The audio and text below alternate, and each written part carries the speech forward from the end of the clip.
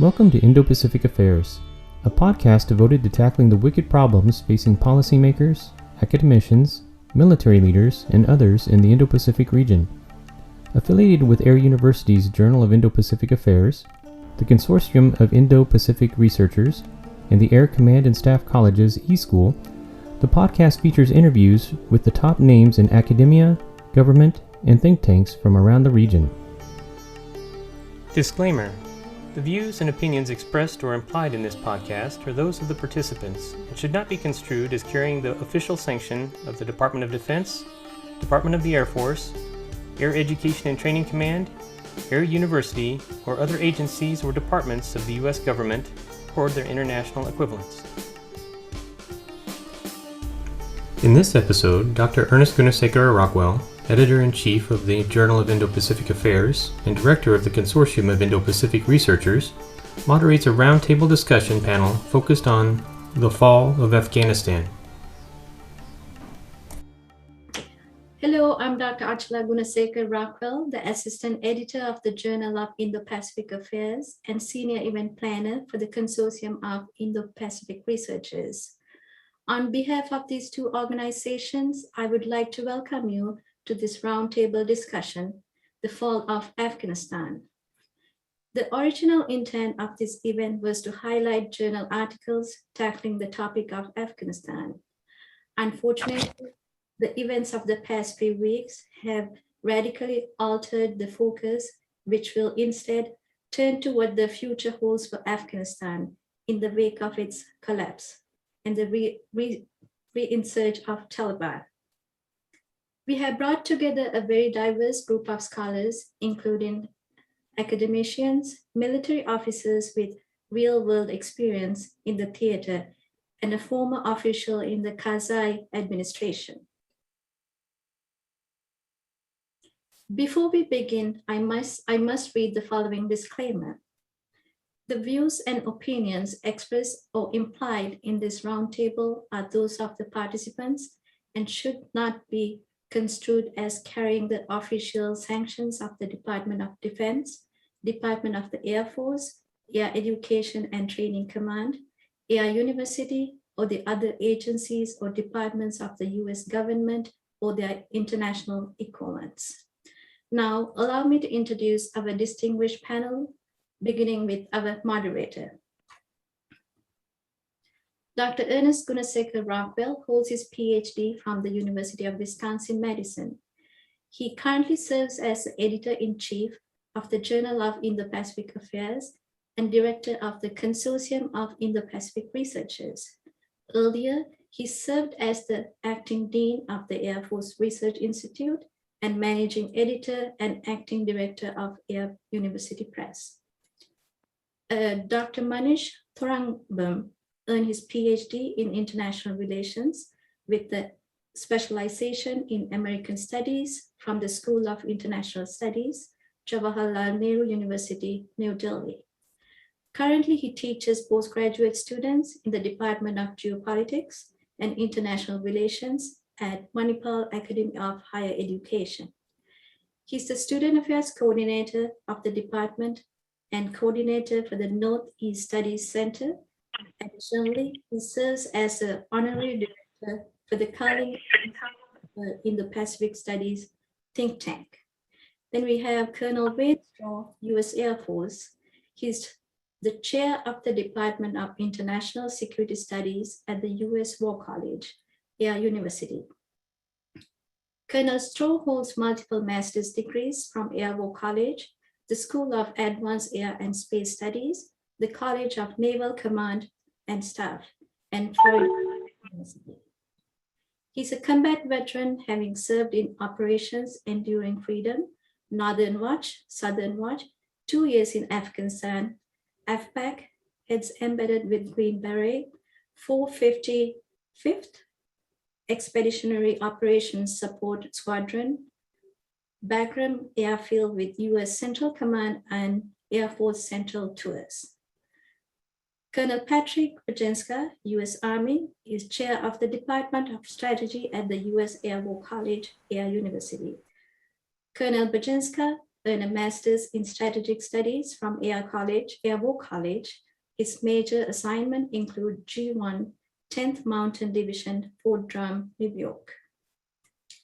While assigned to 10th Mountain, he deployed to Afghanistan as the CJTF 10 CJ1 for Regional Command, East Bagram Airfield. Prior to 10th Mountain, he served as a Deputy J1 for United States Forces, Afghanistan, Kabul. Colonel Budjenska served in the G1 section and as the Inspector General for the United States Army South, Fort Sam, Houston. He was assigned twice to the Army Deputy Chief of Staff, G1, the Pentagon, and also served as the 75th Ranger Regiment S1, during which he was deployed to Afghanistan. As an infantry officer, Colonel Budjenska served in the 1st Infantry Division, Germany, and the 105th Airborne Division, Fort Campbell, Kentucky. Then we have Sher Jan Ahmadzai has his BA degree in International Studies and Master's in Public Administration with a public policy concentration. He currently serves as Director of the Center for Afghanistan Studies at the University of Nebraska at Omaha. Previously, he served in various positions within the Office of the President of the Islamic Republic of Afghanistan.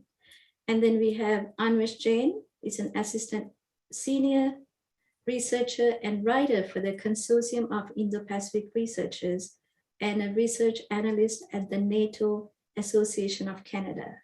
His work focuses on grand strategy, trends within the South Asian and Euro-Atlantic context, and he has been published in numerous fora, including the Journal of Indo-Pacific Affairs. He's also currently affiliated with the Canada-Tibet Committee.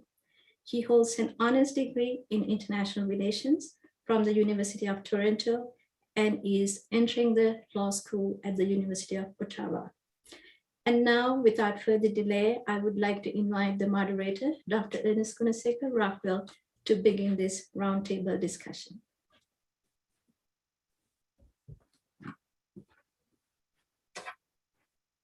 Apparently the Zoom gods don't want us to have two sessions going on at the same time here in the house. So pardon the exchange of seats here. We'll go ahead and get started. First of all, I want to say thank you to the panelists for coming. You all bring with you some substantial experience in the region and with the allies and partners that we have therein. I also want to thank all of the participants. We're right now at about 180 participants, and we had over 300 people sign up for this, which is extraordinary for us. And I hope we keep that ball rolling moving forward with our future events.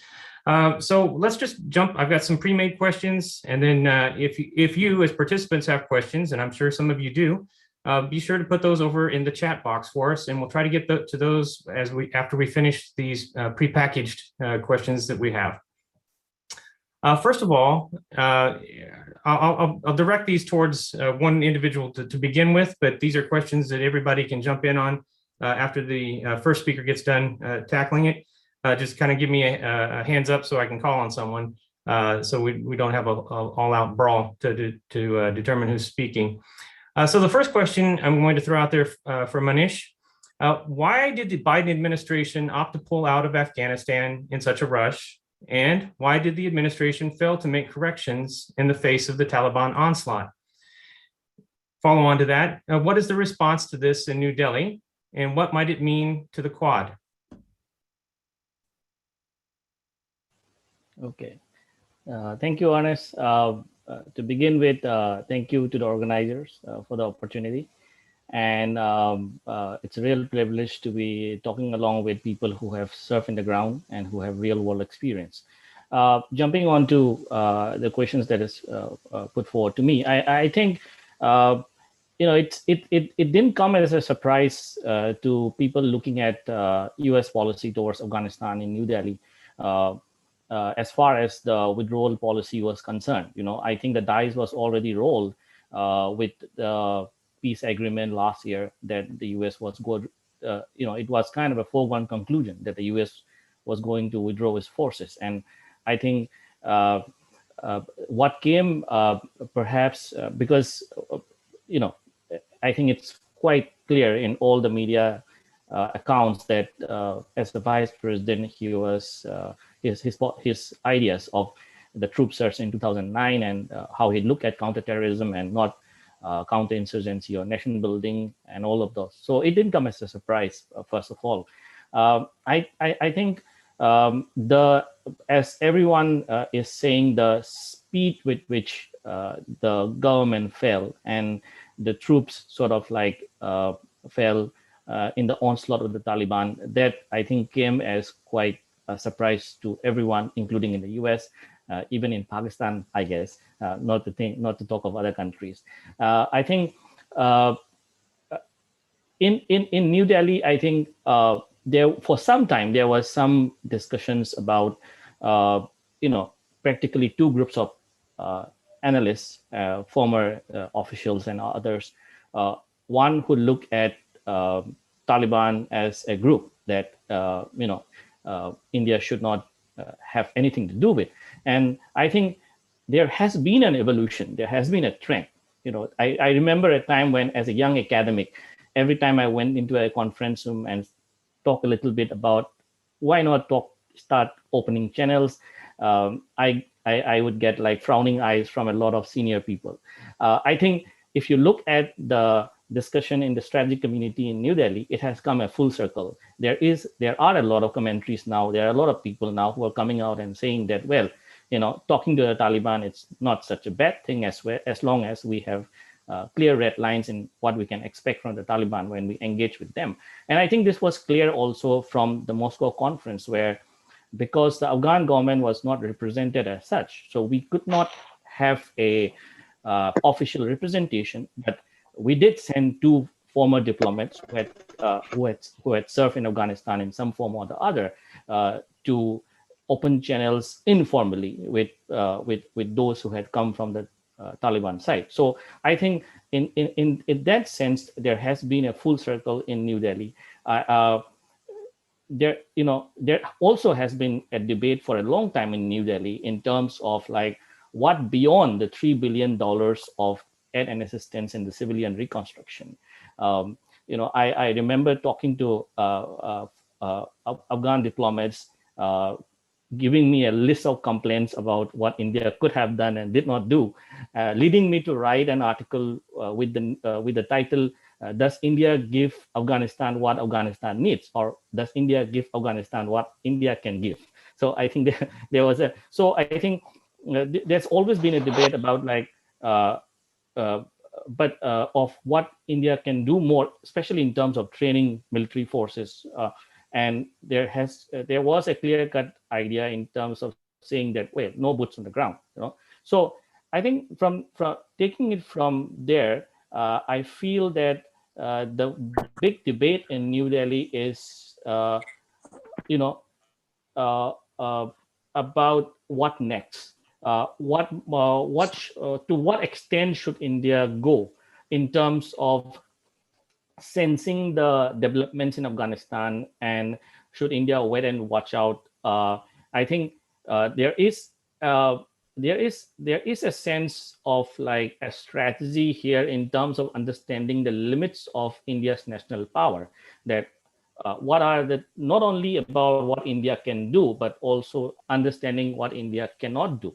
And I think there is indeed a sense that since India had invested so much in its relationship with the Afghan government, there is a feeling that with the Taliban takeover, India does need to sort of step back and see, okay, what can we do with this new political regime with which we don't have a very, very good history.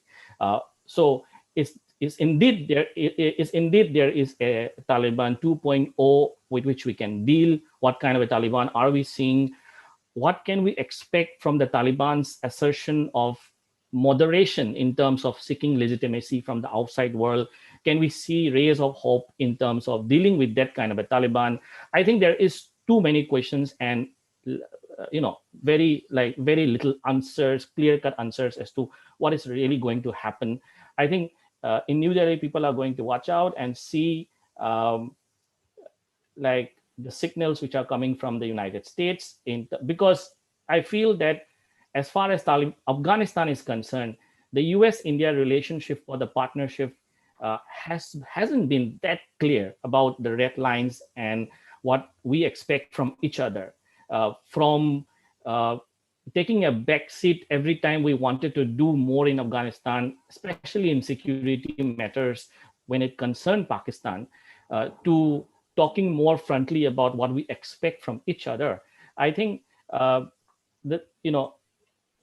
as opposed to talking about broader things like the Indo-Pacific, when it came to Afghanistan, I think the red lines and the expectations haven't been that clear when it came to India-US relationship. So I think we are watching a lot in terms of, maybe we can talk about this later, the other quad that is being promised, India out and Pakistan in. That's not a very good signal to New Delhi, given the kind of track record that Pakistan has had in terms of dealing with being an ally on the war on terror and giving safe havens to one of the most violent groups like the Haqqani network in the North Waziristan region. So I think there's a lot of mixed signals which are coming up. There's a lot of introspection and cautious stepping as far as how New Delhi is going to deal with the evolving situation.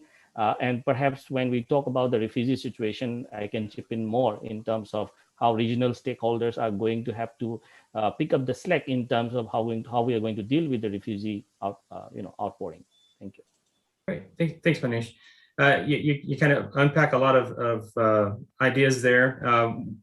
Turning to the colonels, Colonel Budjenska and Colonel Straw. Some of the things that were brought up dealt with expectations. We've also got a question over in the about, how much did we really think we were the government was going to be able to hold on, and how long?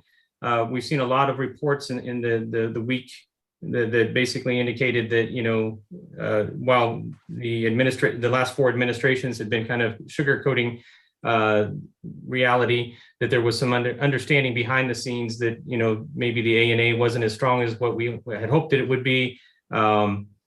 There's also been indications that some of the Afghan forces have crossed over into Uzbekistan and Tajikistan and elsewhere, and these sorts of things. So can you address some of these topics? How do we build a strategy that for the Quad, for the American role in the Quad, that kind of addresses some of these expectations when we've kind of shown in this particular instance that maybe we're not as reliable as a security guarantor as what we'd like to project ourselves as? And how does that affect then our relationships with India, with Japan, with Australia, or quite frankly, if we are to pursue this peculiar idea of a Central Asian Quad,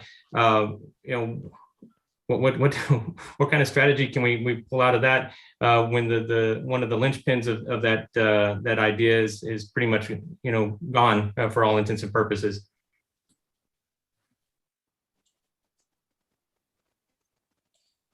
I will speak first, if that's okay, Dr. Rockwell. Absolutely. As I look at this situation currently, there's a lot of questions and a lot that is yet to be answered. In the immediate, obviously, the concern is the safety of those that are still within Afghanistan. And there's a lot in the media about disagreement on how to proceed and from a strategy perspective, looking at the aims and interests of all involved, I think part of the concern and part of the question is what is going to emerge out of the entity that is now in charge in Afghanistan. The initial challenge is, are they going to step up and adhere to some of the guarantees that they were given? The expectation for the future of Afghanistan is going to be measured against what the actions of the Taliban were when they were initially in power in 2001. If they are able to provide a semblance of order if they are able to provide a more inclusive governance that does promise a future that could be less exacting than it was in 2001, I think that would go a long way to reassure many nations that have a closer proximity to that country than the United States does. Our departure from Afghanistan as a military and as a country is not concluded. That chapter hasn't finished being written. I think a very deliberate approach for the way ahead is still evolving on this side as policy and activities, and more importantly, directions and intentions are provided to those that are actually on the ground. I would offer at this point, second guessing what's happening on the ground is going to be fraught with uncertainty. And uncertainty is the undoing of most strategies. As far as the velocity with which the Taliban concluded their closure in and around the capital and throughout the country, I would have considered that not to be likely 2 weeks ago, a month ago. And I was surprised with the speed with which they were able to reach their ends. So as far as the strategy goes, the aims and interests of all nations, I would offer, are being examined right now against three possibilities. Is the Taliban disruptive to the region and exporting a level of violence destabilizing to many of the neighbors? Does the Taliban take control of Afghanistan, exact a reign that is not in keeping with the morals that we all as nations hold as the responsibilities of those governed, but they are not exporting those violent ideas? And then lastly, does the dust somewhat settle and a government emerges that can be dealt with in the norms that are currently used in the international realm? I don't think that's solid. I think a lot of that responsibility lies with how the government comes together that's in Kabul at the time. It's to their advantage to behave in a responsible manner that allows other nations decision space to make decisions on how they're going to deal with the Taliban as it relates to their own nation's aims and interests. I am not going to make a prediction, but I do hold out hope that a better opportunity for the people in Afghanistan will emerge from this than existed in 2001. Over. Colonel Straw, you want to add anything? I'll briefly add to Bud's comments, and I'll address something that you brought up, Dr. Rockwell. As you were talking about the ANA, I think of those of us who have been stationed in Afghanistan or have studied Afghanistan, we know that the ANA was not a very strong organization. Unfortunately, it was primarily sourced from the north. Most of the problems, of course, were in the east and the south. Very difficult to get people to join the ANA from those areas. When I was in Afghanistan for my second year, I was embedded with the Special Forces, and then Brigadier General Scott Miller was the SIPSOC-A commander, and he was working on the Afghan local police as well, which was a rural effort to get people to defend their own villages and to take pride in securing those areas.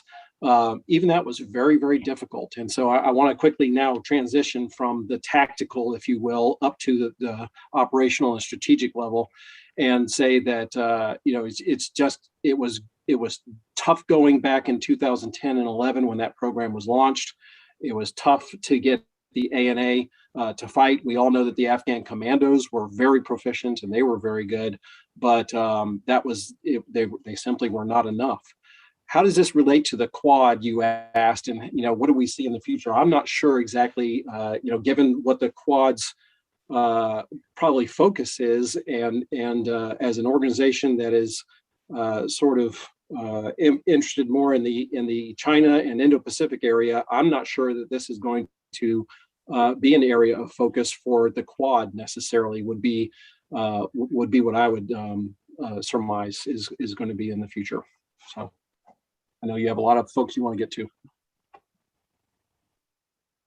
Anvesh, why don't you give us a kind of a NATO and Canadian perspective on this type of thing? How is the fall of Afghanistan and the rapidity with which it happened? How is that playing out? And kind of what kind of spin is being put on it as to America and its place? Are we a superpower anymore? Those kinds of things, if you would.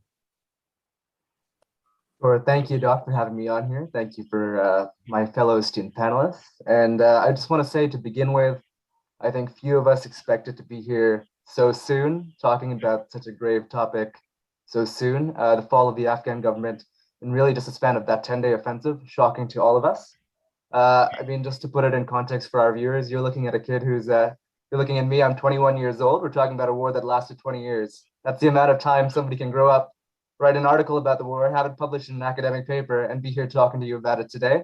So it's shocking, kind of the length of time span, the investment that's been put into this war, into nation building, into developing infrastructure and education for Afghans, dams, all these things. So I want to spare a thought for, hopefully, if you can, for Afghan women today, for Afghan minorities, Hindus, Sikhs, Christians, others, and for all those who fought for justice, for freedom over the past 20 years, whether they were in Afghanistan or if they were from the West, if they were involved in a military or diplomatic capacity. I think a lot of us have been grieving this week. I have friends in Afghanistan and Kabul. Their future is uncertain. So a lot of time, a lot of effort has been expended. And we should take a moment and reflect on that. And I think that's the general message. It is one of introspection. So speaking from the Canadian context, we pulled out of Afghanistan. We were there from 2001 to 2014, last few years from 2011 to 2014 with the training mission. And we've been completely out pretty much since then. We did have Canadians at the mission in Kabul. But in terms of the military capacity, we've been out of that game for a few years now. Our involvement has mostly been through NATO and the multilateral aspect. In Canada, currently, we are in our government's infinite wisdom. We have called an election, and we are currently in full campaign season. So there actually hasn't been a lot of the time to dedicate to that kind of strategic discussion that you're seeing in a lot of other places. I was watching a little bit from the British Parliament. I know that they had an emergency session recently. I know that in India, Prime Minister Modi called a national security emergency cabinet meeting. I know in the United States, Biden's had a few press conferences, NATO, Germany, all these places. There have been discussions going on. Unfortunately, we haven't had the opportunity to do that in Canada. Again, because we called an election the day Kabul fell. It wasn't good optics for the government, unfortunately. The Prime Minister has been asked a few questions. Prime Minister Trudeau, he's going in for his third re-election campaign at this point. We're coming out of a minority government, so nobody has full control over Parliament, and it's very uncertain. The polls are fluctuating. But Afghanistan has certainly been an election issue in Canada. All the party leaders have responded and given their thoughts on the subject. Both of the major parties, the Conservatives and the Liberals, have outright stated that they will refuse to recognize the Taliban government at this time. I think that makes sense. I think obviously in an election campaign, they will say these things, but strategic priorities will change and develop, like Colonel Budjenska said. It'll depend on how much, to the extent at which the Taliban has changed, how willing they are to reform. And I know that they've reformed tremendously in their internal institutions. Since 2001, they have become more effective. They have become more lethal. They have a diplomatic and propaganda and information warfare wing. So they have evolved in a lot of ways. Now it's going to be to the extent at which they're going to apply that evolution to the aspect of governing the country that they have just conquered. I think they will find it much easier to wage a guerrilla war against a foreign invader over 20 years or whatever they've painted it as, versus actually getting down to the very hard work of governing.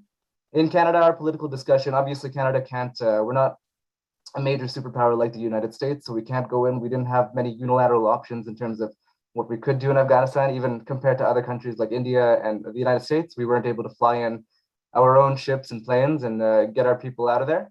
But the discussion currently is about how many refugees we should be taking. The Prime Minister has announced 20,000 so far. And that's a discussion about where they're going to be allocated. The big thing right now is we've made this announcement, and that's wonderful. I think it's important to get the innocent people out of Afghanistan, especially those who helped our militaries over the past many years. There's been many civil society campaigns dedicated to getting them out. But I think it's the question now is going to be one of can we actually physically get these people out? I mean, we've said the Prime Minister has made this wonderful announcement. We have no presence in Afghanistan anymore. We don't know how we're going to get these people out or process their visas or get them physically to Canada. So that's going to be the next step. I think the discussions are going to be ongoing. I think hopefully once the election dust settles, we'll be able to have a strategic discussion about what's happening in Afghanistan. The final point I want to make is about the United States aspect that you brought up. So I have been seeing some articles from the commentariat class, the foreign policy commentariat here, talking about what this means for Canada, what it means for the region, what it means for our relationship with the United States. There has been talk that the United States, that Canada has to reinvest in its own military capacities. It has to go out there and make its own path in the world because this doesn't reflect well on the United States. I think in a lot of ways, we're seeing a continuation of that rhetoric on the past 4 years, 5 years from the Trump administration about whether Canada can continue to rely on the United States as its closest ally and partner. There was a lot of hope when Biden came in that this would change, that he would return to some of the more, kind of liberal international instincts, that he would continue to re-engage with the world. But I don't think this is a good look on the Biden administration either. I think this has dashed a lot of Canadian hopes for what we can expect out of the Biden administration, how reliable that partnership is, especially looking at, if you want to defend democracy from its global retreat or decline over the past few years, this hasn't been a good look. My hope, and the hope of, I think, a lot of Canadians, is that the United States will step up again, that this will be a call for introspection, a wake-up call to the Washington strategic community, that, it's time to sit down, introspect on what went wrong, look at our theories of nation building again and how we're going to go about this and how the United States can shore up global democracy, because it's been in decline for the past few years. We've seen that. We've seen powers like Russia and China on the rise. They think that there's a lot more space for autocratic thought and autocratic ways of political organization. I think it's up to the United States now to really sit down and chart out a roadmap for the next few years, see what it's going to do to defend global democracy, because I do think as much as other countries want to, as much as Canada or Germany or the United Kingdom might want to save global democracy from its decline, I think only the United States has that kind of providential power to do so. So this is up to Washington now, and all of us here in Ottawa, we're watching and we're waiting with bated breath. Thank you. Mr. Ahmadzai, we've kind of held off getting your perspective, but you're coming to us from a completely different background than all of these folks. You have been in the government of the democratic Afghanistan. You from the vantage point of the states, you've seen the effort that you put forth in helping create this hopeful instrument for government in Afghanistan collapse in the last couple of weeks. What's going through your head? What's going through your mind as you see this? Where do you see things going? We've got China and others talking about possibly recognizing the Taliban. Obviously, doing so assures a lock then on taking any UNSC measures against the Taliban if they were to misbehave. Where are we going from here? Are we going to see another Northern Alliance come around and challenge this? Or is this a done deal, and the best thing that we're going to get is, hopefully a kinder, gentler Taliban 2.0? Well, thank you very much. It's very informative to listen to all the different views on what's happening in Afghanistan and how that could present us with challenges and opportunities from leadership perspective. The United States is really taking one, which unfortunately does not look so. I'm going to give you my perspective from a conference that I attended in Tashkent a few weeks ago, where President Ghani and Imran Khan exchanged a few interesting words on an international stage. What I found out, it was an international conference. What I found out, the international community was resigned to the fact that they're not going to wait for the peace talks in Afghanistan for economic activity and the higher interests they have that are above security concerns in that region, especially the countries around Afghanistan. They knew the United States is getting out. It's going to be up to them how to manage regional security, more importantly, regional economic activities. They were resigned to the fact that it doesn't matter if it's the government under President Ghani or the Taliban, as long as their security interests are secure, they can live with him. Doesn't matter what happens there. There was also a naivety that I noticed, that they were putting a lot of trust in Taliban. Too much trust, I would say, without knowing what they can offer if they come to the government, which now they have. If the strength of Taliban would not embolden other groups of such mentality, when they claim that we have seen Taliban defeating United States, the great power in Afghanistan, why can't we do that in our countries? I'm sure there has been chatter in the intelligence community, listening to the chatter by the intelligence community, that many groups around the world are celebrating Taliban victory in Afghanistan. And that sound is coming higher and louder in Pakistan than anywhere else.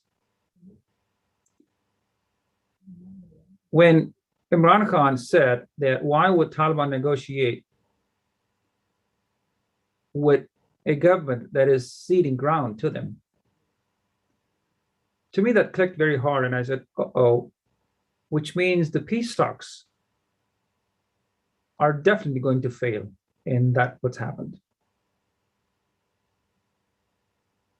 So I think they made a bet on what Taliban could provide them in future in the region in terms of economic activities. But the larger threat that could emanate from Afghanistan is how bolstered are the other international extremist groups. When Soviet Union got defeated in Afghanistan, what happened after that was all the Arabs or non-Afghans who were there for jihad went back and formed their own groups in their own respective countries. They came back powerful under Osama bin Laden and found a refuge in Afghanistan. Look what happened. It was 9/11 and many other incidents in everywhere that you could see. And most of them were traced back to Pakistan and Afghanistan. I think the history unfortunately repeated itself, and we never learned how to engage with tools that could stop the savage repetition of history. The withdrawal from Afghanistan, from my perspective, had nothing to do with our American national security interest in Afghanistan or global security. It was a decision made on a pure political vote perspective from the United States. Started with President Trump, continued by President Biden. Both presidents have not hidden their distaste for the so-called war, never-ending war, or for what the efforts and sacrifice we have made for sustaining peace and security in that region.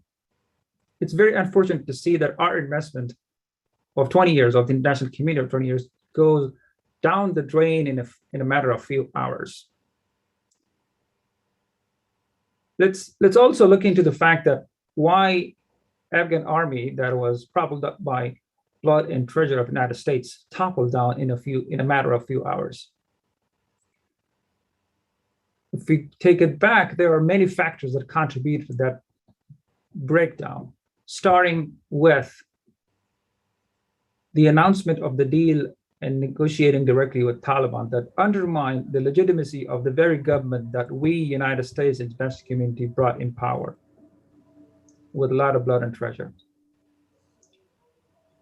I thank our servicemen here for their services for our country, but this was not a failure of our militaries, nor it was a failure of the Afghan military. It was the failure of our leadership in both countries, in Afghanistan and the United States. It was a political failure. It was a lack of will to stand for the values that we have here in the United States, to cherish the values that we have here in the United States of human rights and democracy. I question President Biden's will in a phase where he would be facing world community and telling the world that we fight for democracy when he saw the death of democracy just a few days ago. In that, we have lost the trust of our allies. That's why, Anvesh, you talked about Canada thinking of spending more in its military, rethinking if we could trust the United States as an ally. Europeans are thinking of propping up their own military. Why did Taiwan come with a statement recently saying what made Taiwan say that we are not going to crumble from within? if China attacks us, because there's a worry, because if United States thinks their interest is more embedded with working with China, would we sacrifice Taiwan? Now that goes around with everyone that called us our allies. United States trust is completely stained. Our strength is questioned. Our will is questioned to stand for human rights, democracy, and the values that we cherish and help others to live by. Afghanistan went down in our history, unfortunately, in a very bad way. And our troops, I mean, I have been talking with veterans here, and all of them are stressed and question what we did. Was it good? I left something in Afghanistan, I brought something from Afghanistan. It hurts when I talk to a veteran and I see tears in their eyes and say, what happened was completely wrong, we could have stopped this. Now, there's another calculation that we had been making in a wrong perspective, is that we thought the solution for Afghanistan would be found, be that military or political, would be found inside Afghanistan. We were completely wrong. Pakistan persuaded us that there is no military solution for Afghanistan. We bought that into, but they were right. There was a military solution and they proved us wrong. Our strategist is not our failure, it's our political failure. We never went after Al-Qaeda in their sanctuaries in Pakistan. And I can tell you the fact that if Afghanistan is not monitored well, if Afghanistan goes back to the dark ages, there could be another incident that we would be regretting that we could have done better than that. So we have wasted what we did in Afghanistan for the last 20 years by a very mere political decision that unilaterally we did pull out of Afghanistan. We never consulted our allies, are you going to pull it or not? They just followed us because we were the big force in the room. They needed our planes, they needed our plans to evacuate, and we said, we get out. And they said, do we have any choice? So when we don't consult our allies, what does that say about us? And what does that say in terms of respect for us, or in terms of trust for us? And we are losing that, unfortunately. Now, everybody, our lack of leadership, unfortunately, is giving space to China, to Iran, to Russia, and in the region to Iran, and they know it. We started this isolationism with President Trump, and President Biden continued on that path.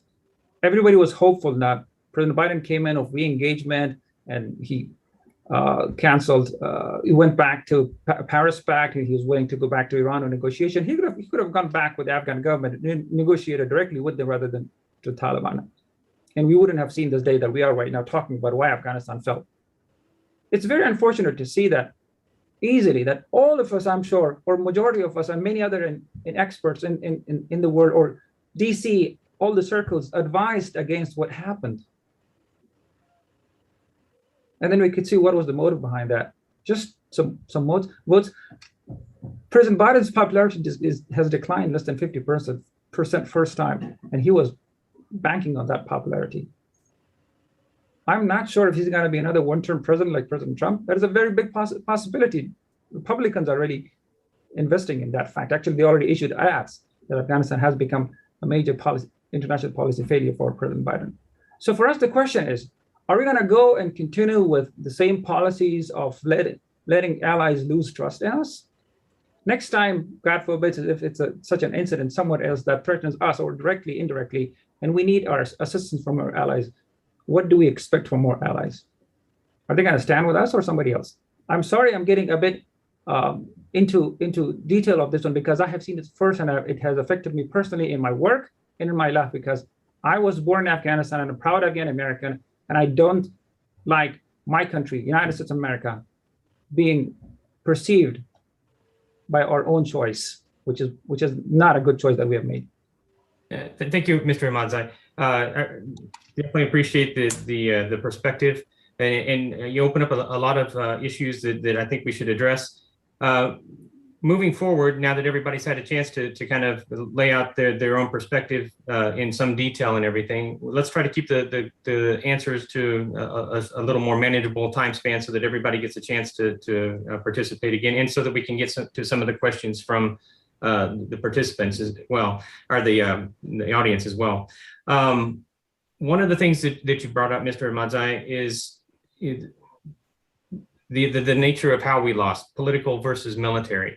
And this seems to be a recurring theme in, post World War II America. We didn't win Korea necessarily. We didn't win Vietnam. And here we are again in a situation where politics seem to be trumping the military. What do we do to resolve that? What do we do to turn the tide on that? And one of the issues I brought up earlier, and that Mr. Ahmadzai touched on as well, is how does pulling out in this fashion, not necessarily pulling out specifically, but pulling out in this fashion, how does that damage the U.S. brand as a security guarantor with our allies? And I'm not talking European allies necessarily, they pulled out as well, but if we're going to be the biggest voice in the Quad, and I'm talking about the original Quad when I talk about this, or we try to sell the idea of the Quad into a Quad Plus,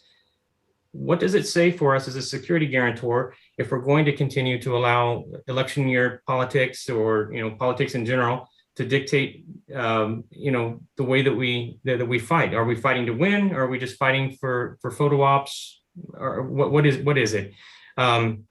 I'll turn this over to the colonels first, if you will, kind of addressing what can we do from the military perspective to try to turn that around, and to try to prop up our reputation amongst our would-be allies in the region as well. Dr. Rockwell, I'll take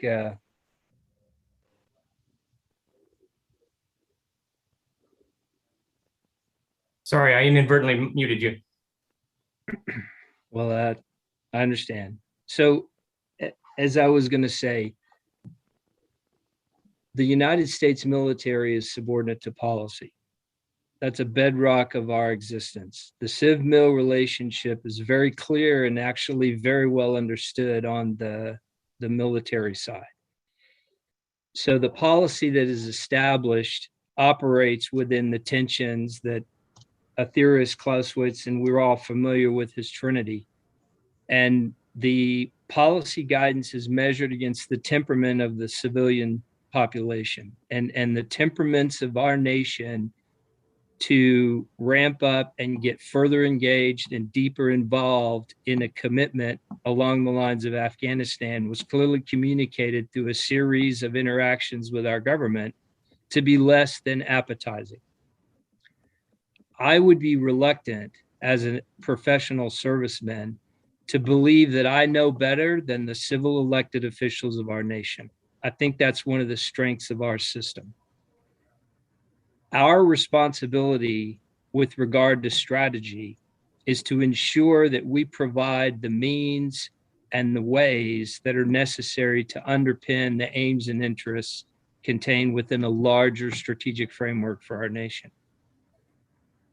I do want to say that this is not something that I take cavalierly as a professional. So I'm trying to maintain my perspective that we operate within the framework of our system, and we would have to ask very clearly what the expectation is as our nation considers the application of the instrument of military power, hopefully in concert with other elements of national power that can carry a more whole of government approach. I can't speak to how other elements within the United States government would also be re-examining how we move forward. But from a military perspective, our necessity is to apply our skill within the framework of the policy established. And if that's to be an exporter of security, then it's our responsibility to be the anchor that provides that. So as Afghanistan continues to unfold, my responsibility is to educate our students in how to articulate our capabilities and the capabilities we need to continue to gain to underpin the strength of this nation. The credibility of our nation Mercer wrote that the credibility is actually owned by the other players in the arena. We have to move forward. We have to continue to cling to our values. I would offer that it is simple to cling to your values when things are going well. It's when you're challenged. It's when you suffer a setback that leadership truly begins to emerge. So my responsibility is to continue to remember my place within the order of our nation and to underpin what I believe the linchpin values that we stand for are within this country in our dealings in the future. There are other players that don't adhere to those values, which offers them some concerns that they don't have to take to heart. And that, while a strength is our system, can afford opportunity to less inclined behaviors within the international realm. That's it. I'm trying to keep the answer short. I failed. I'm sorry, Colonel Straw. Let me just start off by acknowledging Mr. Ahmadzai's comment about the military and those who have served and the thanks that he extended. Nevertheless, I do believe that this will be something that, like Vietnam, will be studied for a long time within the military, and that there, you can't, the political aspects are certainly going to be studied as well. But I think that there is some culpability that needs to be extended as well to the U.S. military. And if you look at Chris Pocock from the United Kingdom, he has an example of that debate that is already breaking out, if you will, from an article that General Deptula sent out, or some comments that he has made. And those types of questions need to be asked, and we need to examine what we did.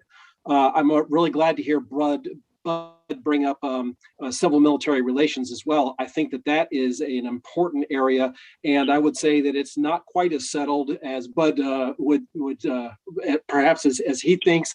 Whether you're Samuel Huntington or you are Elliot Cohen or you're H.R. McMaster, this is going to drive an analysis of civil relations as well that should be debated within the war colleges. And I think that will be an important aspect, and this will serve as a case study in the very near future. Over. Thank you, gentlemen. Turning to that idea that in the Quad, especially, and in Taiwan and other places in the Indo-Pacific, we are seen as a security guarantor, and China is seen as our rival in that particular role. I would like to hear from you, Monish, if you would, to start us off. How does this impact our ability to sell ourselves as a security guarantor to the nations that we're interested in working with in the region, and wean some of the others away from China? For example, we're both vying for influence within ASEAN. We have Pacific Island nations that are dropping off their recognition for Taiwan and giving it to Beijing instead. Is this going to this seeming weakness on our part? And again, I'm just talking optics here. Does that send a bad signal to our would-be partners and allies in the region? And what can we do in terms of strategic messaging, maybe to remedy some of that? Thank you, Ernest. First of all, before jumping into that, I absolutely concur with the two military officers that this is going to be one of the most significant case studies of civil-military relations, and this is something that we study in India as well. The civil-military relations of political leadership and military missions and objectives.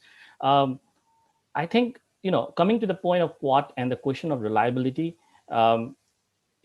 taking it a broader sense, I think it's not the first time that the United States has gone into this political military overstretch debate about the question of if we have to do more at home, do we necessarily need to do less abroad? is there a dichotomy between the two, in the sense that if we look at, even from the point of optics, I'm still trying to understand what Biden's administration foreign policy for the middle class really translates to, right? So, that's why I think 2 days back, I began writing an article where I questioned that, has Afghanistan paid the price for Biden's foreign policy for the American middle class?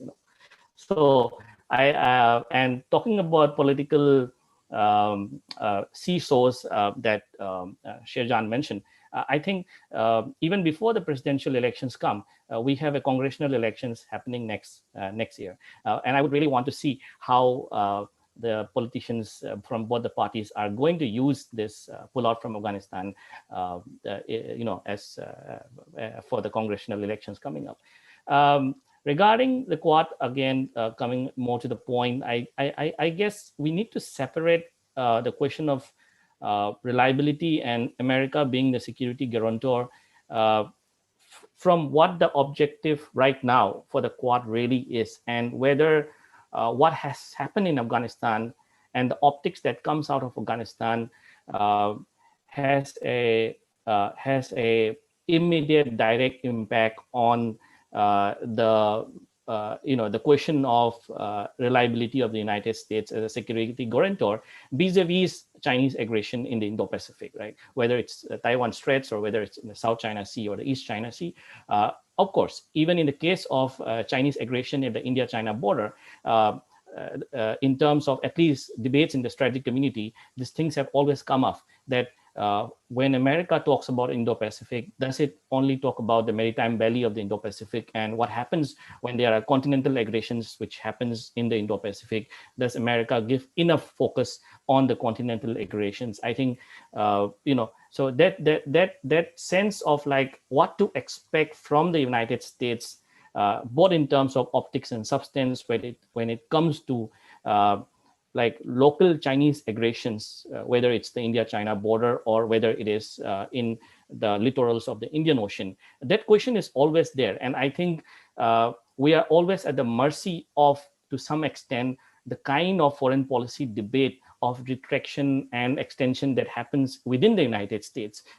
I think it's not new in the sense that this whole idea of nation building at home and frugality of superpower really happens post the financial crisis in 2008, which is carried over by the Obama administration, somehow carries over, although Trump administration is quite different, but the undercurrents of doing less abroad in order to do more at home is carried over through administrations. And I think we need to really look at, in order to question, get into the idea of reliability and security guarantor, that if we look at right across from the 2015 military strategy of the United States, there you have a sense of like the American multi-service NMS Joint Chiefs of Staff sort of talking of the violent extremist organizations and building some kind of a graph of hybrid conflict and state conflict and non-state conflict. But the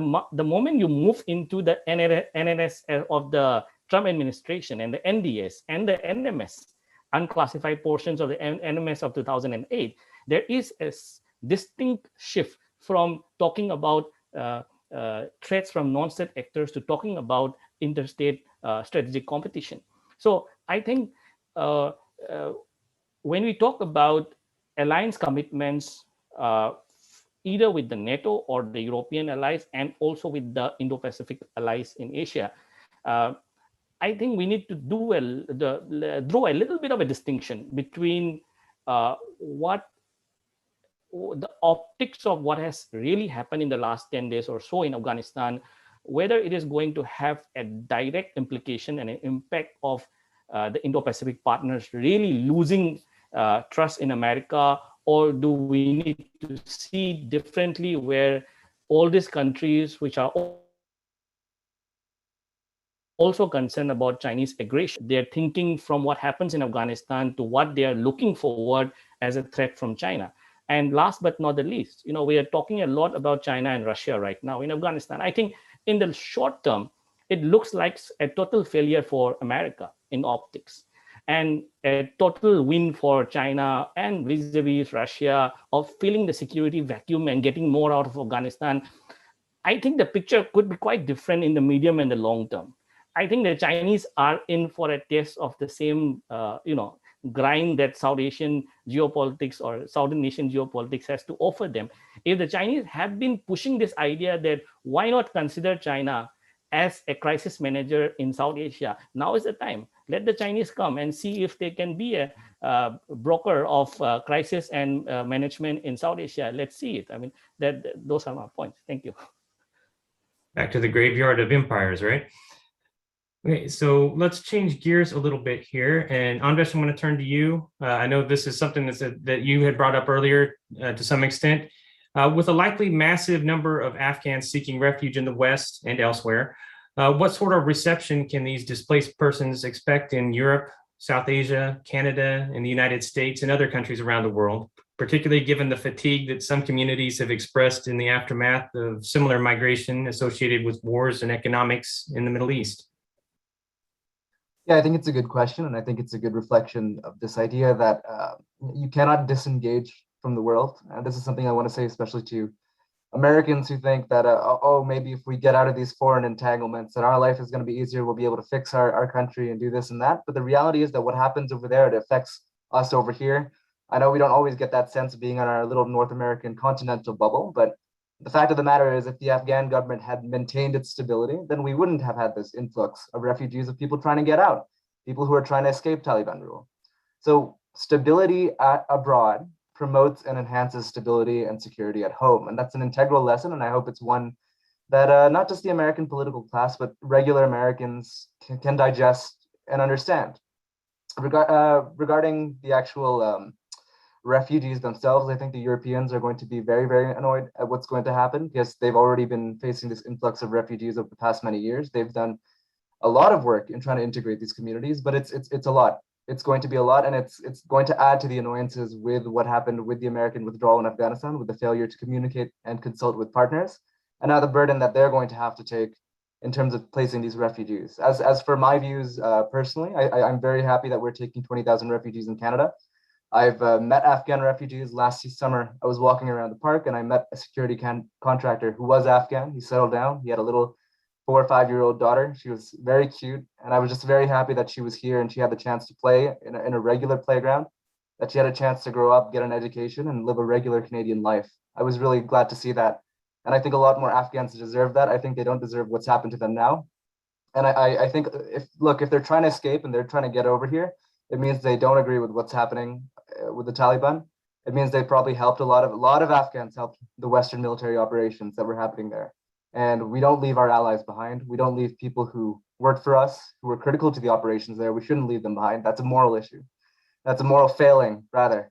So I think a lot of people in civil society has been leading the charge of this. This has not been governments who have been doing a great deal of work on this. The American government, one of the big critiques of the Biden administration is, look, if you're going to leave the country, at least look at how you're wrapping up your operations there. Look at how you're getting people out. Why wasn't there a better pipeline for getting these people back to the United States? This is a question that the Canadian government is facing now. Sure, we could announce these things the day after Kabul falls, but what's your plan of getting these people actually out of there when the Taliban is knocking door to door and trying to find out who worked with the Americans or the Canadians or the Western militaries? These people are in very real and pressing danger. So I think if they're trying to get over here, they're probably people who supported freedom, who supported liberty, supported the Western military operations there. They're people who do not ideologically agree with what's happening with the Taliban takeover, and they're people who probably just want a better life. So I think it's going to be tough for the Europeans, for the Americans to do this kind of burden sharing, but it's a result of the catastrophic consequences of what happened in Kabul last weekend. Thank you, Anvesh. Now let's, Mr. Ahmadzai. This question's for you. And I'm trying to incorporate some of the stuff that's going on in the chat box over here too, with 200 folks participating at any given time. It's kind of difficult to keep up with all of the comments, but I'll try to address at least the topics that are being expressed there, if not necessarily the questions themselves. So with various actors, including China, Russia, Iran, and Turkey, eager to fill the power vacuum left by the US withdrawal, what does the future hold for Afghanistan under Taliban control? Should we expect a subsequent exporting of Taliban ideology and influence throughout the region, akin to what we witnessed in the aftermath of the 1979 Iranian Revolution? Or is it going to be something that's confined more narrowly to perhaps the stands, Afghanistan itself, Pakistan, Tajikistan, and others that are neighboring countries? Thank you very much. I'm going to first comment on something else. Monish said that there is possible mentality that let China solve the problem of Afghanistan, or probably Russia solve the problem of Afghanistan. Well, that probably would say a lot about our values. We're not talking about a toy that I broke down, couldn't fix it, gave it to somebody else. Now give it a try because you think genius, you're more genius than I am. We're talking about human lives here. That should say a lot about the human rights that we were trying to defend. That's why we have this influx and exodus from Kabul airport. Tens and thousands of people are getting out.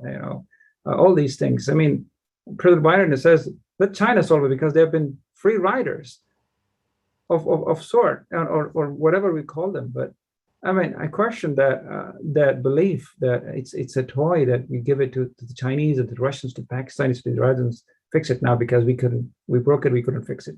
That says a lot about, unfortunately, I totally disagree with that thought because we're talking about human lives. Coming back to what could happen when Taliban could be whatever shape. I think that's a big test for Taliban to be what they can be or they cannot be. Let me tell you something, the vacuum created by the United States cannot be filled by China, Russia, or any other country in that part of the world. None.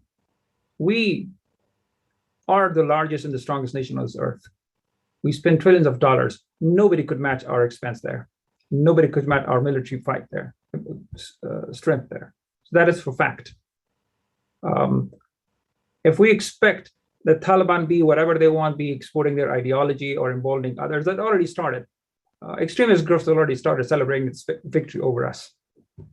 Now, how could Taliban rule in Afghanistan? There are two different scenarios that I can think of. Either they become a stable country, a stable partner with an inclusive government that could bring together and help Afghans preserve all the values that they have. Maybe not all, partially, some, because it looks to be another security state coming into formation. Because I just heard a report that Kabul city security has been given to Haqqani network. Imagine that. I'm not going to go into details what it is. My military colleagues know them better than I do in terms of technical stuff. But how Afghanistan would turn into, because first of all, Taliban have only been able to fight rather than to govern. They're going to be having tough time, and they already started having tough time how to govern people because there have been demonstrations. Afghanistan would starve because we're not going to give them the money that we're holding here in terms of aid, because it has been dependent country on aid for decades. For the last 50 years, it has received aid from international community, from neighbors. And the generation of Afghans that was brought up and born in the last 20 years is a different Afghanistan. There will be clashes between civilians, the Afghans, and the government, which is in power right now. Taliban would either go and accept the international and local pressure, be a sensible governor and responsible government, or go back to authoritarian regime and take Afghanistan back to the darkness. These are two big choices they have to make. And at the same time, let's not forget that the country that we called our ally had been practically fighting us in Afghanistan, and that was Pakistan. We always forget that out of the equation here. We talked about Afghanistan, we limited the boundaries of Afghanistan. You know what? What Prime Minister of Pakistan said, that Afghans have finally broken the shackles of slavery. Well, that's a huge statement. Our ally is calling us occupiers, the ally that we give $15 billion to, and they use that against us. It was the Pakistani General Hamid Gul which said, history will write this, that ISI beat United States with its own money. So there are huge statements that they're very factual and that they've been celebrating that. So what we are, and these things are dangerous for us unless they are controlled, because that's going to embolden many extremists who could say that we could do this in Afghanistan, why not in other places?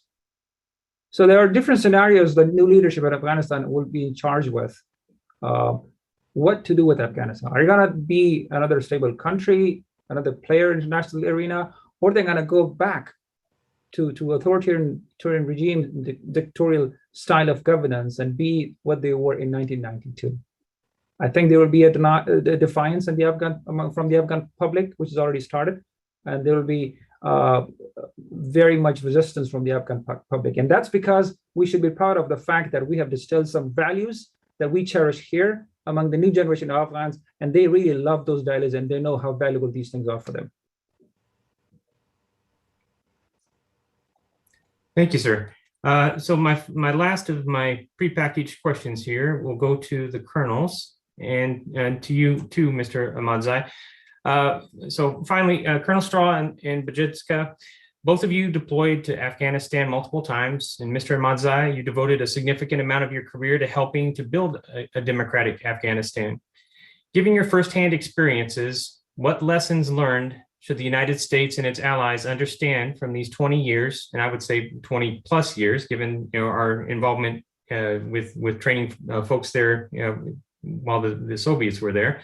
What from these years what are the lessons learned that we should take from these years in Afghanistan?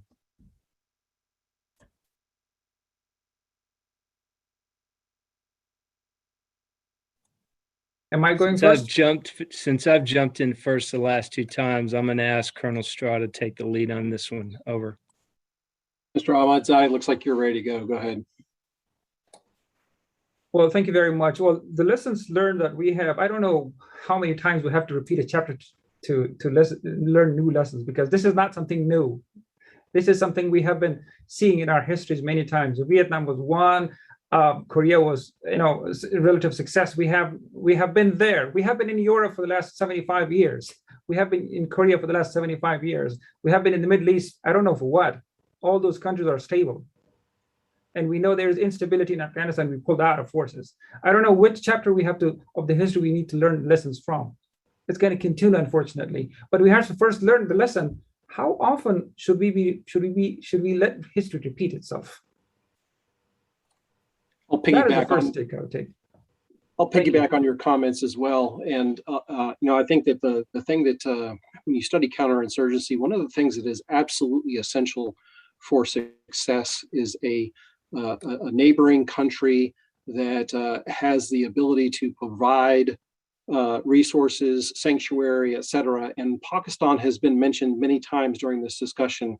And I think that if you go all the way back to 2006, when a reemergent Taliban came after spending years of sanctuary in Pakistan, it's received the support that it's needed. And when you look at the conditions that we were trying to fight the Taliban and Al Qaeda in, they were not favoring success. I think it's a lesson that has been learned many, many times in the past, and it will be relearned again.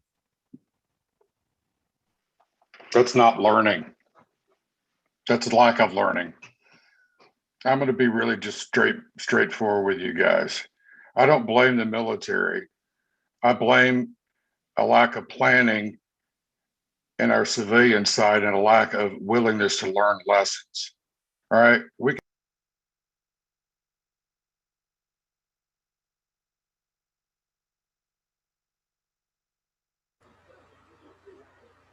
Fine.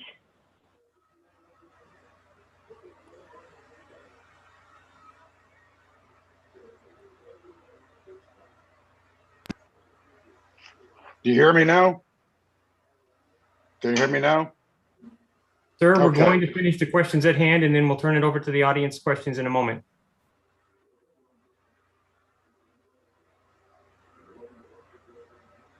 Colonel Budjenska? Yes, sir. There are a great deal of lessons as I learn just as much as I prepare to teach the students over here in this department. one of the articles we read is by, or books we read is by a gentleman named Lutbag, who makes claims about what's necessary to be successful for an insurgency, a counterinsurgency, and is the necessity that is required something that a democracy can provide. It's a cautionary warning against the exacting cost that entering into an endeavor such as that could yield. And in essence, there's two lessons there. The cost against the citizens who are asked to participate in that endeavor that could ultimately not be successful. And then the inverse cost to the morals and the framework of the nation that's could be necessary if it is successful. Are you still able to look at yourself in the face in the mirror if you are able to do what may be required? As we move forward and we look at these, as an American, in my lifetime, this is the third time firsthand that I've watched our nation be called to task by the international arena.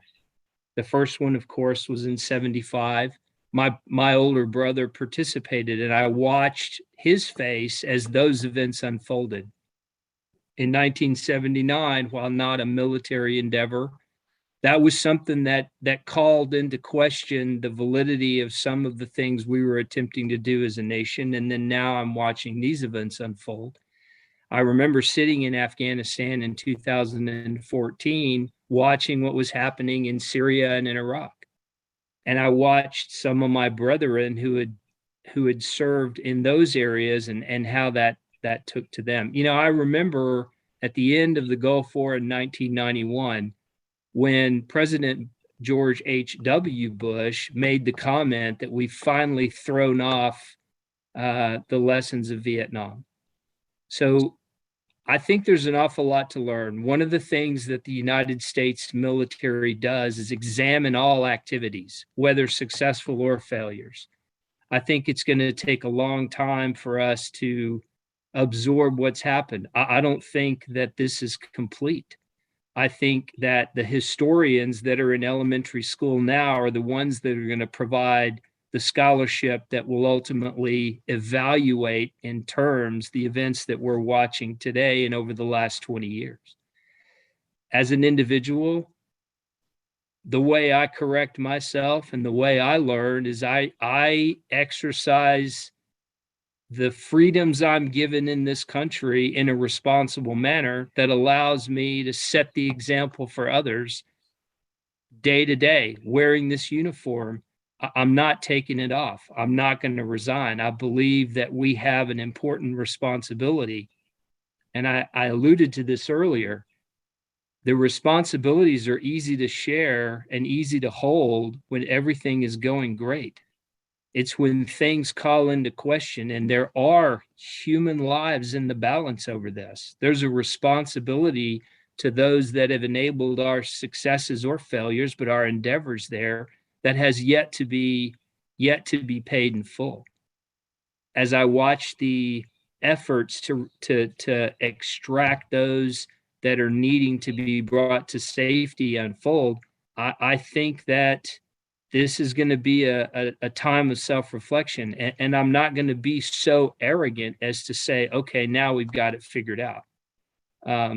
In this is not my idea, but in warfare, everything is complicated, even the simplest things. So as a professional, my responsibility at this point is to take a hard look and to try to make honest assessments as we move forward to strengthen what we need to have ready so that if the call does come again, because the one thing I can guarantee you is the call is going to come faster than we think it is for whatever happens in the future. And since I sense that this is about to be open to Q&A, Dr. Rockwell, thank you for asking me to participate. And I apologize that I'm probably one of the least educated members of your panel, but thank you for suffering through my thoughts. Sir, over to you.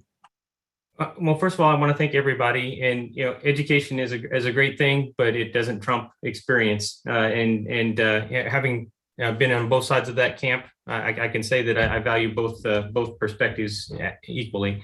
We are running up against time here. We've got about 10 minutes left maximum. So I'm just going to kind of wrap things up. And there's a lot of questions that we didn't get to. But here's what I'm going to say is this is obviously a question or a conversation that needs to continue. And the journal is publishing articles right now, very short articles, 700 to 1,500 words. We're trying to crank at least one out a day. That being the case, if you have a pressing issue that you want to drive home and everything, I encourage you to write about it and send it to us, and we'll get it out there. These are all commentaries. And so that they're not having to go through the same rigorous treatment that their longer articles have to go through, and they're being published in digital only format. So we're getting them out there pretty quick. And I know that some of you that are in attendance today have some very strong opinions that you would like to share. And so I encourage you to do that instead of trying to squeeze in a boatload of questions in the limited time that we have here. I want to thank all of our panelists again for all of the great insight that you provided for us.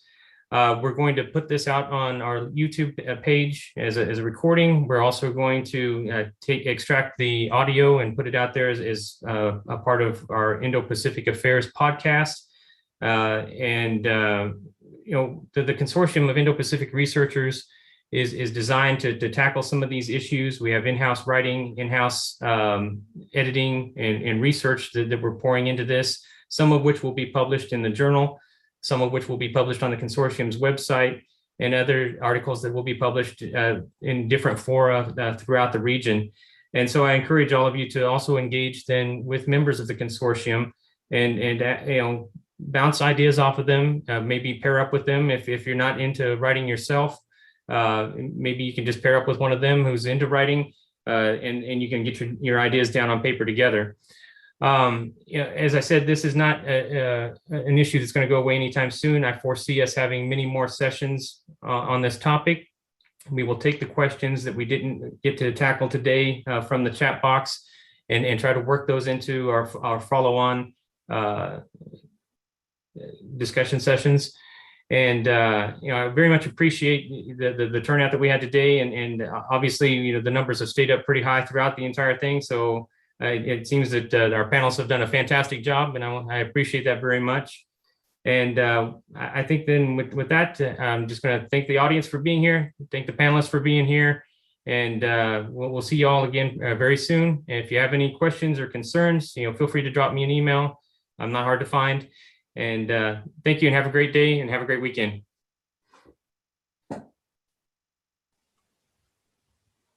Thank you. Thanks, Doc.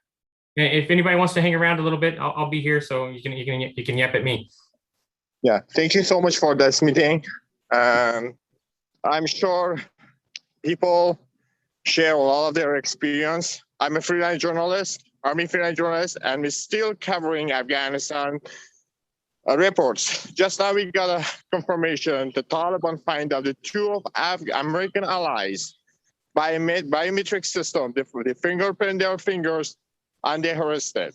At each minute I'm receiving a report, they are torturing and they are hunting our allies. I hope this meeting will be effective in President Administration office. I'm in the United States, it's a 4 nights I didn't sleep.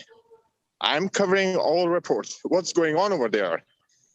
Right. Thank you, sir. Thank you so much. Thank you, and try to get some of those reports into us, and we'll see if we can get them out there for you. Thank you.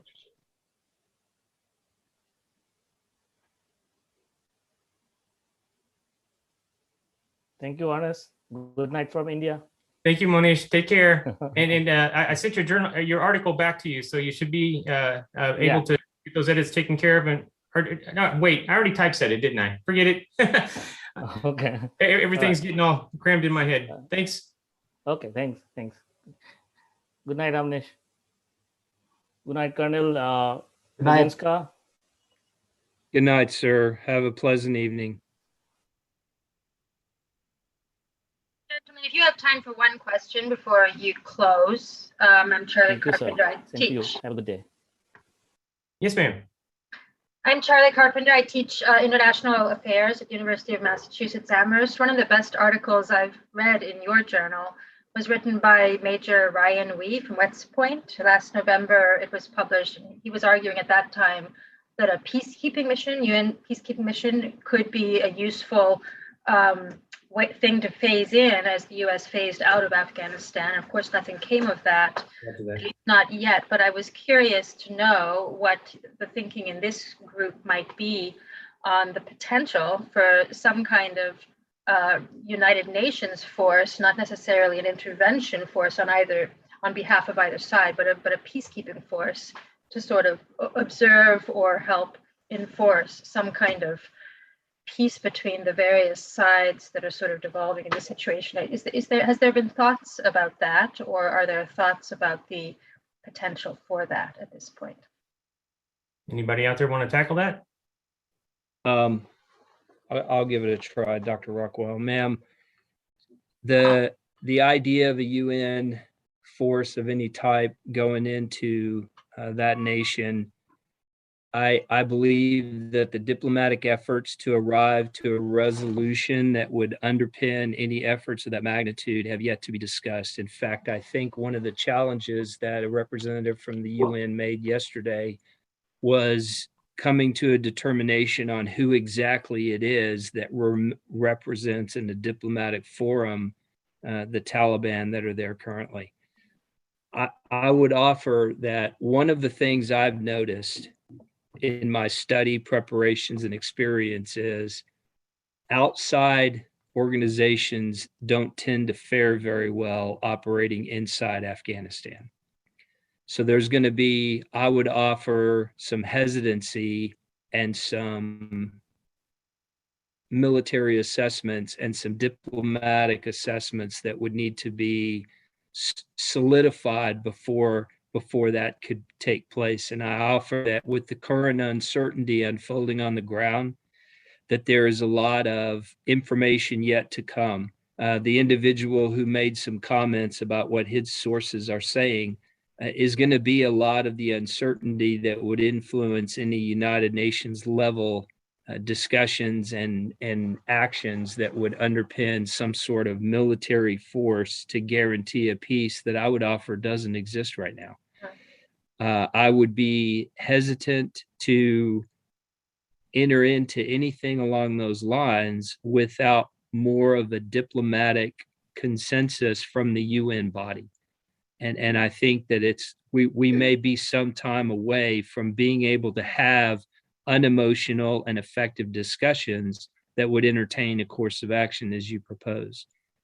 Is that at all what you meant by your question? Over. Certainly, thank you. That's very insightful. I would definitely agree. This is more of a forward-looking idea, not something that we're ready for this week. It just seemed to me that there was initially a narrative that the Taliban had won, but it seems to me that we may be on the brink instead of just a renewed civil war where the sides have switched. And in that case, and with the US pulling out, it seemed to me that there might be an opening shortly for the United Nations to take a stronger and more neutral role in brokering and assisting to monitor a peace. But I was curious how little of that seemed to be part of the conversation. I was curious if that might be changing. I agree with you. It's I'm sort of thinking ahead then. And I just want to say also, this has been a terrific conversation. I really appreciated the opportunity to listen in and learn the many different dimensions of this situation. So thank you. Thank you, ma'am. And I would echo Colonel Budjenska. That one of the other problems would be, who's going to supply the troops if we were to send in a UN peacekeeping mission. And I think, given the optics that we've seen in the aftermath of the Taliban taking Kabul, it's going to be a very hard sell to get anybody to cough up the troops to provide the force for that sort of thing. Yeah, but I would like to say that, Doc, that for the peacekeeping operations, like the regional players, like India, like it has a great history in the sending the peacekeeping troops, and then it won't be the contested, like in the face of China or on other enemous countries, like India's enmity with China. But when India is sending the peacekeeping operations under the UN umbrella, then it will be a best chance for India to participate in all those activities.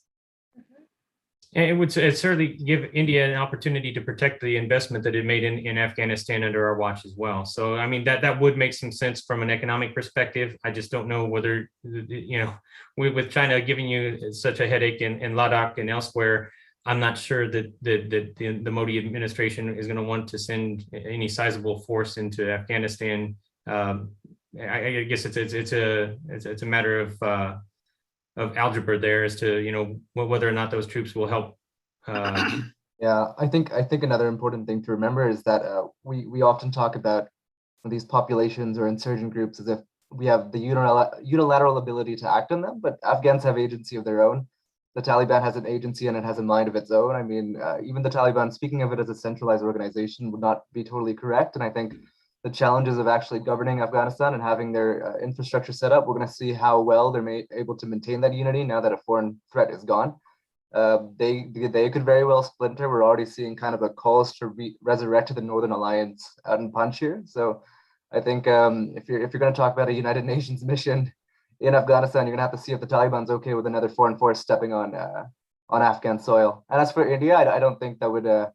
I think India is very carefully looking at the situation now, especially its own security interests in Kashmir. And I think rocking the boat with the Taliban by sending anybody on the ground, that would be a severe strategic mistake for any Indian administration. I think it's better dealt with on a bilateral basis behind the scenes with the Taliban. Not to mention the Pakistani reaction to Indian boots on the ground. Absolutely. Dr. Rockwell? Yes, sir. Thank you for a great roundtable discussion. This is fantastic. It's a timely, important topic to talk about it. I'm a professor at Alabama State University. I'm teaching geography. So yes, we have listened so many wonderful backgrounds and information and data and experiences. The past several events coming from Vietnam, Iraq, and all those other places, and plus currently we are going through Afghanistan. The one thing that we need to understand, the lesson learned from the past. How do we go forward? If we believe that we can make a change, a positive change as a global leader, we need to find a different path. Because that's the lesson we learned. And how much we spend in this particular war, $2 trillion. Can we think about we could have done something differently? Did we achieve? Before we head into any particular task, we need to identify what are the goals that we're going to achieve, the long-term goals. How are we going to achieve that goals? Are we going to stay for infinity years, or are we going to get out from the place? Because those places belongs to people. So we need to identify our goals and what is the right time to get out. So without those kind of a strategic planning, we should not get into the places, because these are regional issues. The regional players, they need to take care of the regional problems. We cannot be the international police people. So the regional partners, regional people, they need to take care of, they need to clean up the situation. So what I'm saying here, I don't know this is the right path for us to go.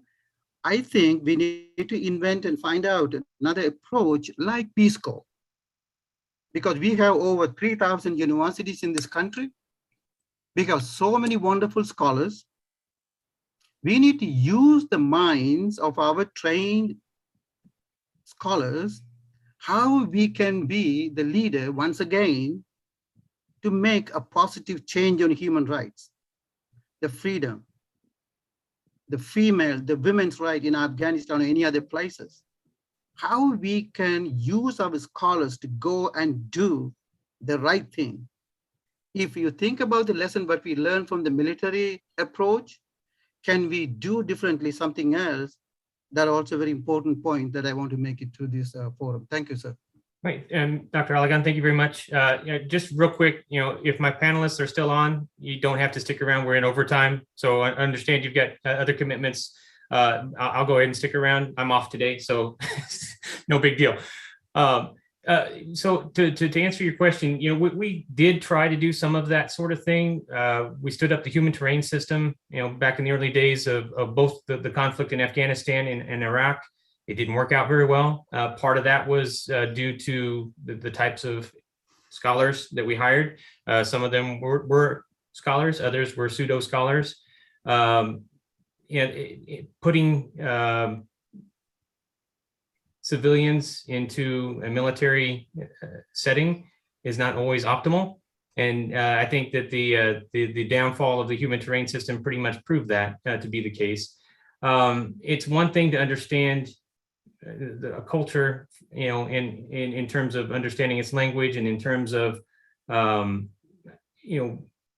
ivory tower sort of learning. It's another thing to understand it from a more operational perspective or from an indigenous perspective. And I think that's a lot of what we run into when we were trying to understand, what is it that makes the Afghan culture tick and what can we do differently to fix things. There, both from a military perspective and also from, trying to stand up a democratic regime there, that we hoped to inculcate our own Western ideology with. So I agree that, we should exhaust all avenues of trying to, remedy situations beyond just the military approach. In the military, we talk about DIME, diplomatic, informational, military, and economic. And I think if we take any approach that doesn't have all four of those concepts built into it, it's pretty much destined for failure. But I think that we did try to do some of that. It worked to an extent, and then it failed miserably in other extents. So others want to address the topic? I got a few big things, and then I'll head out actually. But I was just going to say, one, hire more anthropologists. I think the military could use them. Two, if we're going to do nation building, either do it full-heartedly or don't do it half-heartedly at all. Don't do it at all. So if you're going to get into these things, then we need kind of a department of nation building. We need an overhaul, ground-up rehauling of how we think about nation building, theories of it, and really what the plan is. Because you can't just go into a place like Afghanistan, like we did, and have it be a 1-year commitment and then a 5-year commitment, and then you end up 20 years later and you don't know what you're doing. And then the last thing I'll say is that when you need a more honest accounting of your actual resources that you're pouring into any given situation at any given time. I know there was a moment when the United States felt it was invincible and could do everything all at once. But I think from my perspective, going into Iraq in 2003 was the beginning of the end for what was happening in Afghanistan, because I don't think the US had the diplomatic or the political, especially the political will to go into both at the same time. And I think that what happened in Iraq was a distraction, and Afghanistan was very winnable. And it could have been a very different country today if what had happened in Iraq hadn't in 2003. And those are my thoughts, and I'm going to sign off soon. Thanks, Anvesh. Yeah, Doc, I would like to add on this, if we say that regional players are not enough to solve this problem, we can see that in Myanmar, what has happened there and what's the ASEAN role there. And if you would say that about the problem of Taiwan and what happened in the Galwan Valley in last summer 2020, if China attacks again on Indian border, then where India would go for the help? Definitely it's America, who preserves the value of democracy, who preserves the value of human rights. Definitely, I don't think that Russia would go and Russia can talk about the democracy and human rights. So it's not about only the regional players, it's about the values where we stand. I endorse what Colonel Budjenska said about in his reply in the last question. So that what we need, and I fully agree with that United States operation of 20 years is not failed totally.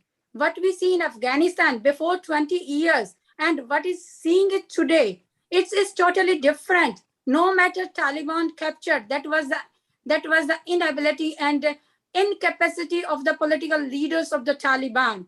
And do you see the radical change in Taliban policy and behavior? No matter they are, I know that they are doing something that's not going good, like a journalist was telling us. But at least they are coming out of their caves.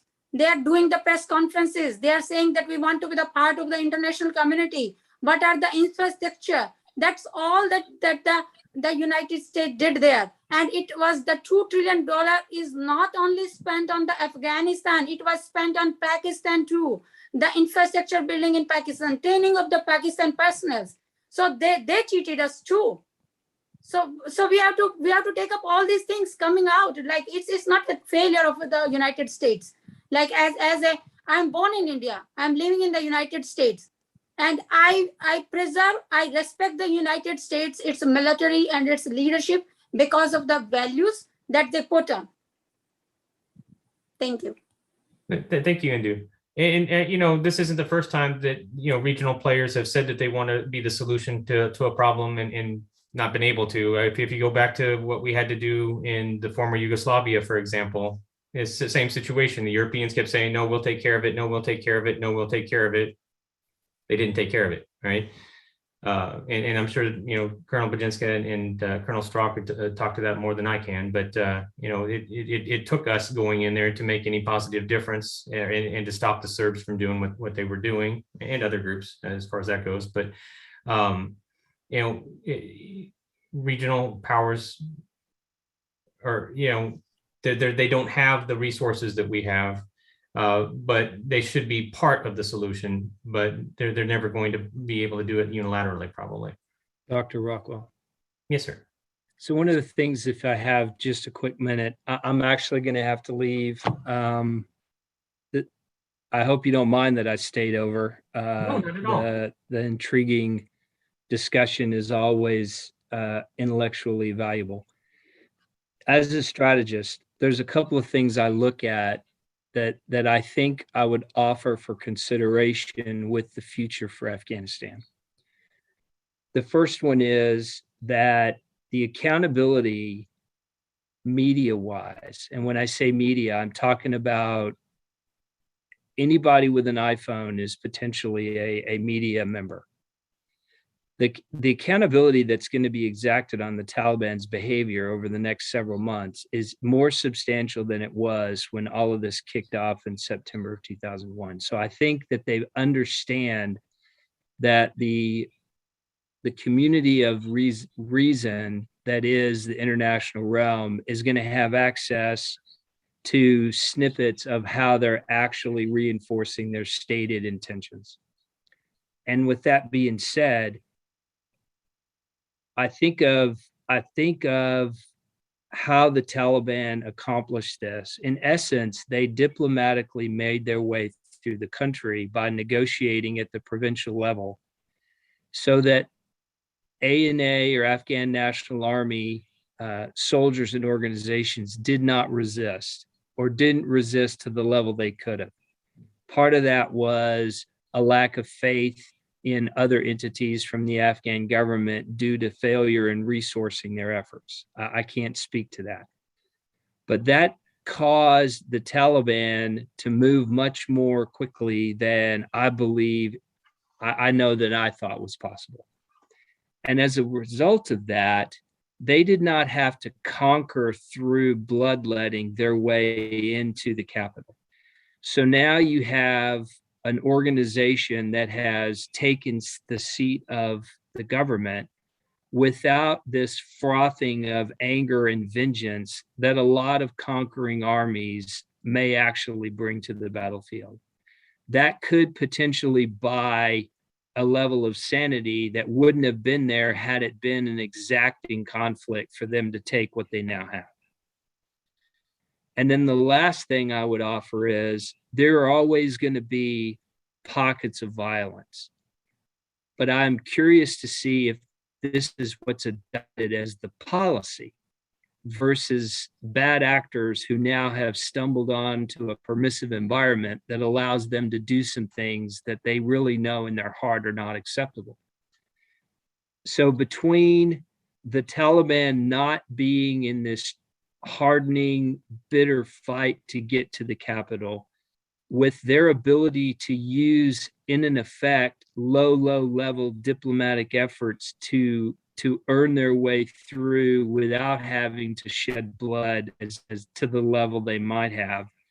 And with the level of accountability that globalization now will afford, I am hopeful, and that's really the term I'm going to use. I'm hopeful that this will create a unique circumstance where maybe they do open themselves up to other influencers than just their own perceived to be small-minded ideals. And in that instance, if the Taliban can somehow gain legitimacy through negotiations and responsible behavior, they would not have to turn to gaining legitimacy by opening up their borders as a safe haven for illegitimate violent actors wanting to export other ideologies. This is a long-winded way to say, I hope they realize that everybody on this planet is watching their behavior, and that their behavior could be tempered by the lack of anger and violence that we see at the conclusion of most conflicts. I'd be interested in your thoughts and anyone else's thoughts as I try as I might to hold out a little bit of optimism that this could go less violently than it could have in 2001. Over. I definitely applaud your optimism and appreciate your keen insight. I don't fully share the optimism. I'd like to. I just the Taliban is a particular animal, if you will, that doesn't. It defies logic quite frequently, and I am hopeful that the fact that they didn't have to whip themselves into a bloody, frothy, rabid nature in taking the country might temper them at least temporarily.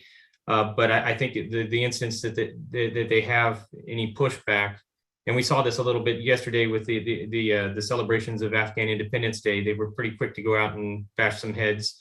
We see it a little bit with them going door to door, trying to find folks that helped us out, and in some instances, shooting family members of journalists who are working in the West.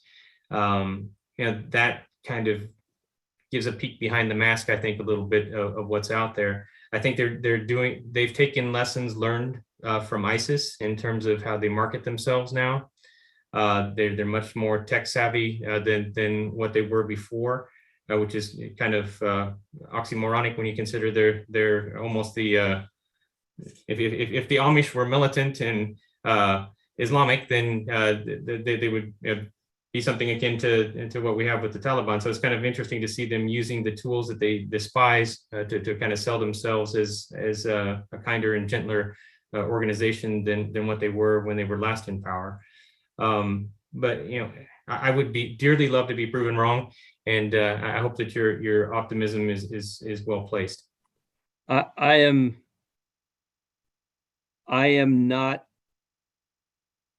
optimistic, but I am not resigned that the outcome is going to be clean. And so as a strategist, you hope for the best, but we all know what the charge is to plan for. Absolutely. Sir, I'm going to sign out. I would like to thank everybody for their time and their patience as I dominated the after party. I apologize. This was an awesome opportunity, and you helped me understand more clearly through a participative environment where all the insights are underpinned by experiences and education in different realms, and scholarship and intellect is the way ahead, and this venue maximizes that. So kudos to you, sir, for providing this opportunity, and I look forward to listening in on other sessions. Please have a great rest of your week. Thank you, sir, and we'll be inviting you to other forums too. So thank you. Goodbye. Any other questions out there? Going once. Going twice. All right, I'm going to go ahead and close out. Again, thank you for participating. I have a question, sir. Oh, sure, go ahead. Thank you very much. First of all, greetings from Colombia, South America. I am a student of international relations and political studies. Mm-hmm. Here we have, let's say, like our own problems with our peace agreements. We've seen that we kind of were some sort of lacking with guerrilla groups and so on. So we see the FARC is already armed. We didn't disarm them well. The peace agreement only gave them political power. Now we're seeing other members of other guerrilla and outlaw groups from way before I was born to reappear as armed components in our country. And so taking this into account and seeing Afghanistan, what has the international community seen from, well, their own peace process, and what have we learned? Since the process in Afghanistan never ended, since, well, the country kind of has fell before the peace process ended, how is the Taliban peace agreements with the US and with Afghanistan has been shown to have worked or to have failed? And also, how do ancient militants like Hezb-e-Islami being participant now that the government has changed? Anybody else want to tackle that? I guess not. Yeah, you bring up a lot of interesting points. You know, I don't know that the lessons learned in remote locations to the particular instance of Afghanistan have truly been applied. You know, your own experience with FARC, you know, Peru's with Shining Path, and you know, the countless other instances in Central America from back in the 70s, 80s, and 90s.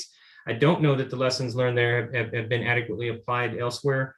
And you know, I don't think that we're kind of to some extent comparing apples and oranges, because there has been no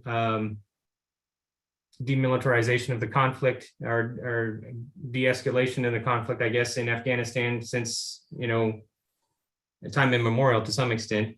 You can go back to the Mahabharata and read about, you know, Afghan participation in the Kurukshetra War, for example, with some of the generals and even with the dice game. And so the violence has always been there, whether it's, you know, inter-clan or whether it's inter-ethnic or whether it's, you know, the central government versus the perimeter.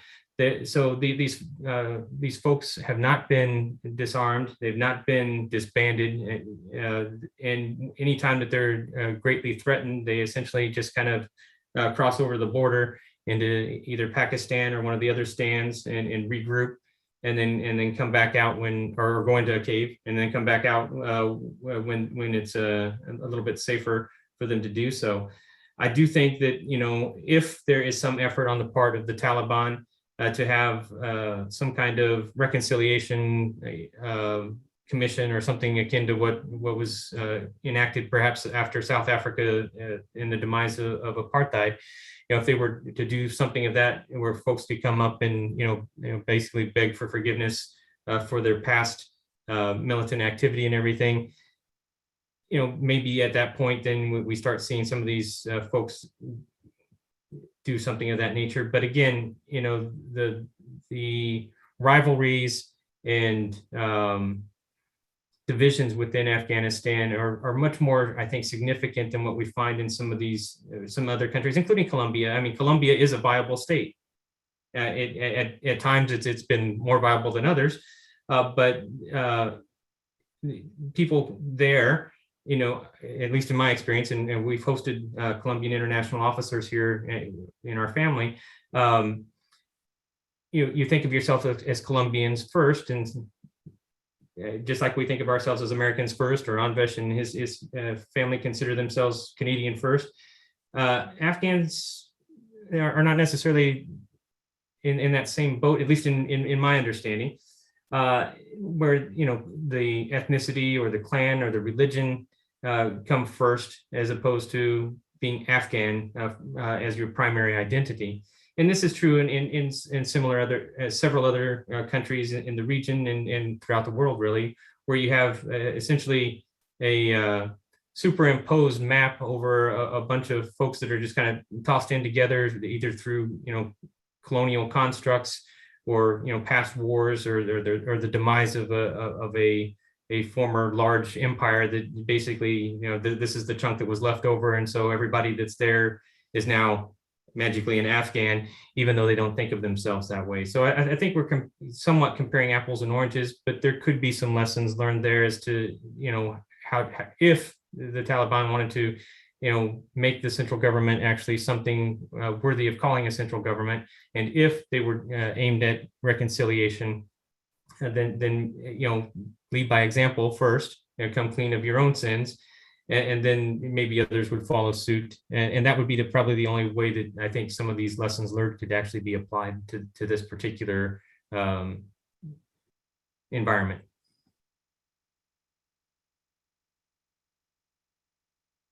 Did I answer your question? Yes, sir. Thank you very much. My pleasure. Anyone else?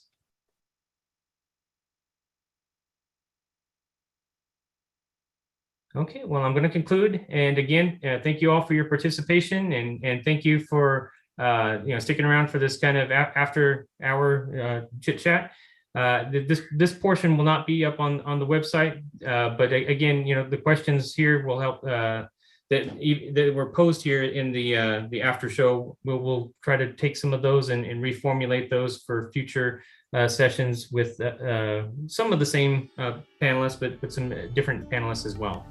So thanks again, and y'all have a great weekend.